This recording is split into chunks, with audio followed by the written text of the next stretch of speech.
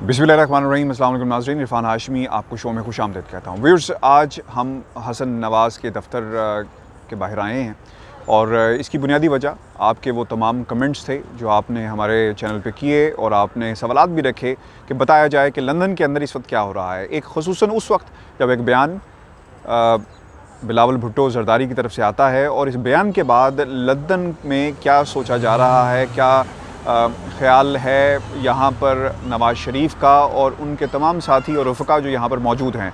आपको बता दें कि हसन नवाज़ का दफ़्तर जो है यहाँ पर हमेशा की तरह हमने पिछले 2-3 माह में देखा कि नवाज़ शरीफ यहाँ पे बाकायदगी से आ रहे हैं और यहाँ पर बैठक होती है, यहाँ पर पॉलिटिकल जो सिचुएशन है पाकिस्तान की, इसके हवाले से तबादला ख्याल किया जाता है।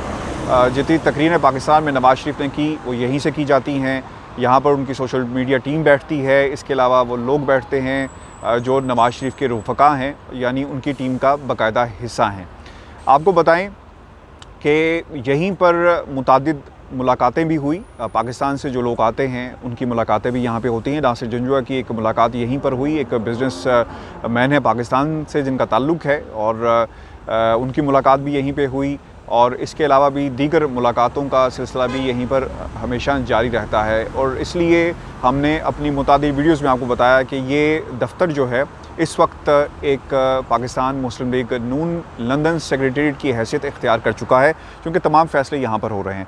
व्यूअर्स, आपका सवाल ये था कि बिलावल भुट्टो ज़रदारी का एक बयान सामने आया, तो उसके बाद काउंटर यानी उसका रिएक्शन क्यों नहीं आया। लेकिन आपको एक बात ज़रूर हम बता दें कि लंदन के अंदर जो तासुर हमें मिल रहा है और जो हमारी जिन लोगों से बात हो रही है वो ये ज़रूर कहते हैं कि बिलावल भुट्टो ज़रदारी के पास क्या सबूत मौजूद हैं। जब वो सिलेक्टेड और सिलेक्टर्स का नारा लगाते हैं और नैरेटिव को इस्टेब्लिश किया जाता है तो इस किस्म का तासुर यहाँ पे मौजूद है ताकि इसे किसी तरह काउंटर किया जा सके। व्यूअर्स, आपको भी बताएं कि नवाज़ शरीफ डायरेक्टली कभी भी इन तमाम बातों का जवाब नहीं देंगे। उसकी बुनियादी वजह यह है कि पाकिस्तान मुस्लिम लीग नून को ज़रूरत है इस इत्तेहाद की, उस बयानी को ज़िंदा रखने की, लेकिन इसमें भी हमें बहुत ज़्यादा खलीज अब आहिस्ता आहिस्ता नज़र आ रही है। और क्योंकि जिस दिन करीब आते जाएंगे धरने के और बाहर निकलने के, आपको पाकिस्तान की ये जो मुख्तलिफ़ जमातें जिन्होंने इत्तेहाद बना है, यहाँ पर आपको खलीज बड़ी वाज़ेह होती हुई नज़र आएगी। और ये बयानात जो बिलावल भुट्टो ज़रदारी की तरफ से सामने आई, इसकी पहली मैं अगर कहूँ कि पहला स्टेप था तो ये गलत नहीं है। व्यूअर्स, आपको दूसरी अहम खबर हम दें मनी लॉन्ड्रिंग के हवाले से।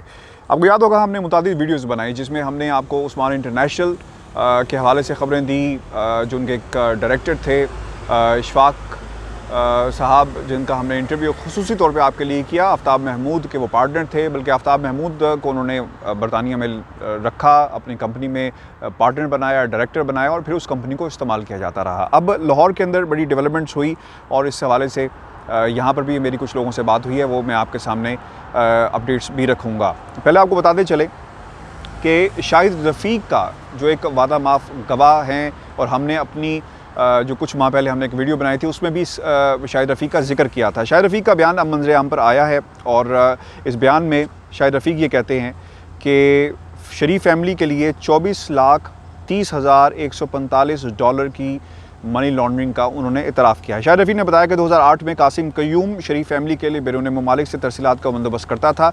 मैं इसको जिस तरह बयान में लिखा है मैं आपको उसी तरह पढ़ रहा हूँ ताकि कहीं पर भी कोई गलती ना हो और कोई इजाफी लफ्ज़ मेरी तरफ से इसमें शामिल ना हो। वो कहते हैं कि शाहिद रफ़ीक ने बताया कि 2008 में कासिम कयूम शरीफ फैमिली के लिए बैरून ममालिक से तरसीलात का बंदोबस्त करता था और नुसरत शहबाज, हमजा शहबाज, सलमान शहबाज और राबिया इमरान के अकाउंट्स में रकम भी मुंतकिल की। बयान के मुताबिक साल 2008 से 2009 में 24 टीटीज़ का शरीफ फैमिली के लिए बंदोबस्त किया गया और शरीफ फैमिली को भेजी गई रकूम पर वो कमीशन वसूल करता था। ये आपको याद होगा हमने जब वीडियो बनाई थी तो उसमें हमने आपको तफसील के साथ बताया था कि अगर आपने इतने पैसे यानी एक बैग या 2 बैग अगर पाकिस्तान भेजने हैं या जो तरीक़ाकार था जिसमें एक शख्स को सज़ा भी हुई, उसमें एक ख़ास किस्म की कमीशन मखसूस यानी पहले से तय कर ली जाती थी कि इतने पैसों पर इतनी कमीशन वसूल की जाएगी। बंदोबस्त किया और शरीफ फैमिली को भेजी गई रकम पर कमीशन वसूल की जाती रही। इतराफ़ करता हूँ कि शरीफ फैमिली के लिए 24 ट्रांजैक्शन की जो मनी लॉन्ड्रिंग के ज़ुमरे में आती है। शाहिद रफ़ीक ने इतराफ़ किया कि जो टीटीज़ बैरून ममालिक से लगवा कर भेजी जाती वो कासिम कयूम के मुलाजमीन के नाम पर होती थी, जबकि MS Usman international money exchange से TTs लगवाई जाती थी। ये वही उस्मान इंटरनेशनल है जिसका जिक्र हमने अपनी मुतादी वीडियोज़ में किया और आपके सामने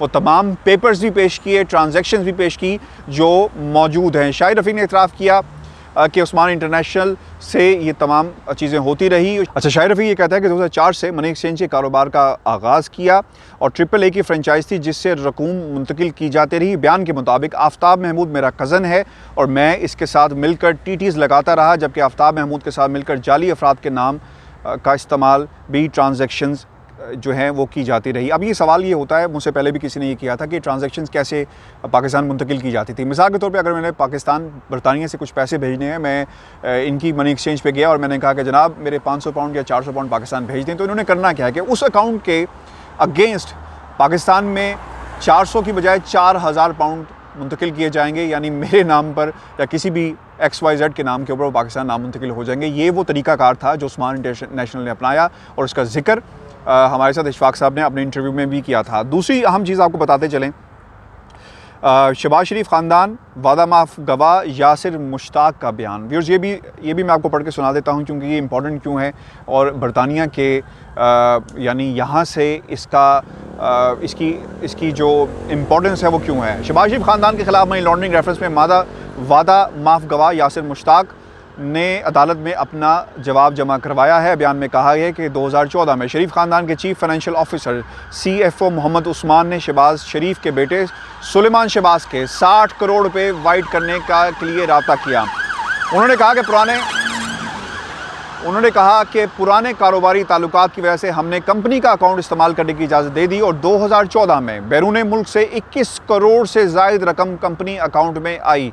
यासिर मुश्ताक के मुताबिक सर्कुलर रोड पर एक बैंक में अकाउंट खुलवाया गया। यानी ये तरीका कैसे इस्तेमाल किया गया, आपको याद होगा कि इससे पहले भी हमने गुलबर्ग के एक बैंक का जिक्र किया था। यासिर मुश्ताक के मुताबिक सर्कुलर रोड पर एक बैंक में अकाउंट खुलवाया गया जिसमें 29 करोड़ रुपए से ज़ायद की टेलीग्राफिक ट्रांजैक्शंस TTs लगवाई गई। इनका मजीद ये कहते हैं कि सुलेमान शहबाज ने अपने मुलाजिम ताहिर नकवी के नाम पर वकार ट्रेडिंग, इसका जिक्र आपने मुतादिद बार प्रेस कॉन्फ्रेंसेस में सुना होगा, बनाई। इस अकाउंट से 10 करोड़ रुपए मुश्ताक एंड कंपनी के नाम चेक के ज़रिए ट्रांसफ़र किए गए और ये भी उसने अपने बयान में कहा है कि रकम को कानूनी रंग देने के लिए, ये इंपॉर्टेंट चीज़ है जहाँ पर इन तमाम मनी एक्सचेंजर्स और इन तमाम लोगों का मेन किरदार है। सुलेमान शहबाज ने 2 फर्जी मुआहदे किए।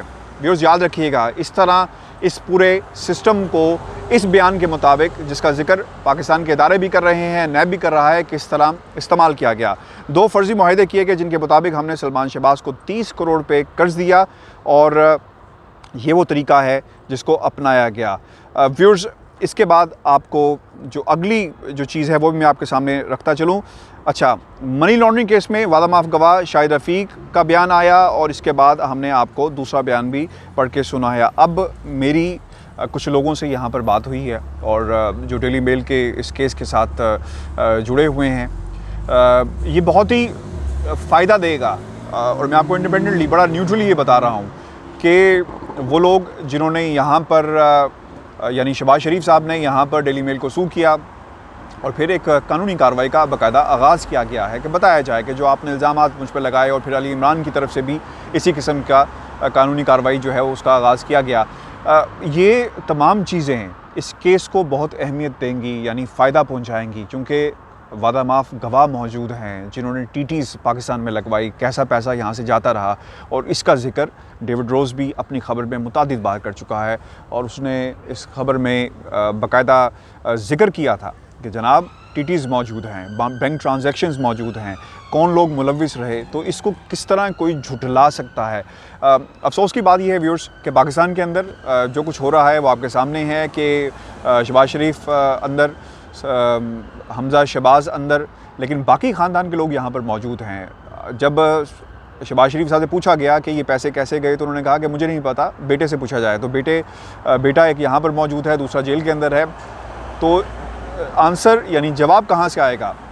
आपको बाकी बातें तो सुनने को मिलती हैं लेकिन इन बातों का जवाब आपको नहीं मिलता। व्यूअर्स ये हमारी आज की वीडियो थी। एक दूसरी अहम चीज़ जो मैं आपके सामने करना चाहता हूँ कि शायद एक तासुर देने की कोशिश की जा रही थी कि क्योंकि हम पाकिस्तान की बात करते हैं और पाकिस्तान के अंदर जो इस वक्त हालात हैं उनकी बात करते हैं और पाकिस्तान के वो केसेस जिनका ताल्लुक डायरेक्ट पाकिस्तान के कौमी ख़जाने से है और किस तरह पाकिस्तान के जो लीडर्स हैं, जो सियासतदान हैं, उन्होंने पैसा बनाया, जिन पर केसेस चल रहे हैं और उनका फ़ैसला पाकिस्तान की अदालतों ने भी करना है और सबूत मौजूद हैं और कुछ लोगों को अपनी वजारतों से हाथ धोना पड़ा। खैर, ये तमाम चीज़ें मौजूद हैं, लेकिन एक तासुर दिया जा रहा था कि शायद हम बंद कमरे में बैठ के सिर्फ रिपोर्टिंग करते हैं और किसी के यानी ख़ास बयानी को लेकर चल रहे हैं। यहाँ पर आने का आज मकसद ये था कि हम आपको दिखा सकें कि वो फ़ैसले कहाँ से होते हैं जो इस वक्त पाकिस्तान के इदारों के ख़िलाफ़ हैं, वो फ़ैसले कहाँ से होते हैं जो पाकिस्तान की जो आर्मी है उसकी जिसका ताल्लुक़ उसकी क़यादत के साथ है,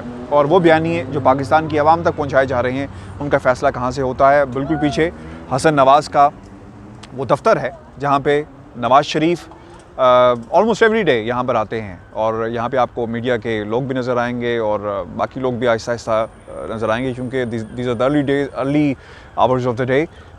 लेकिन जिस तरह से दिन गुजरेगा आपको यहाँ पे काफ़ी रौनक नज़र आएगी। व्यूअर्स, ये हमारी आज की वीडियो थी। अपने कमेंट्स हमें ज़रूर भेजिएगा। मुझे लंदन से इजाज़त दीजिए। अल्लाह ने कहबा।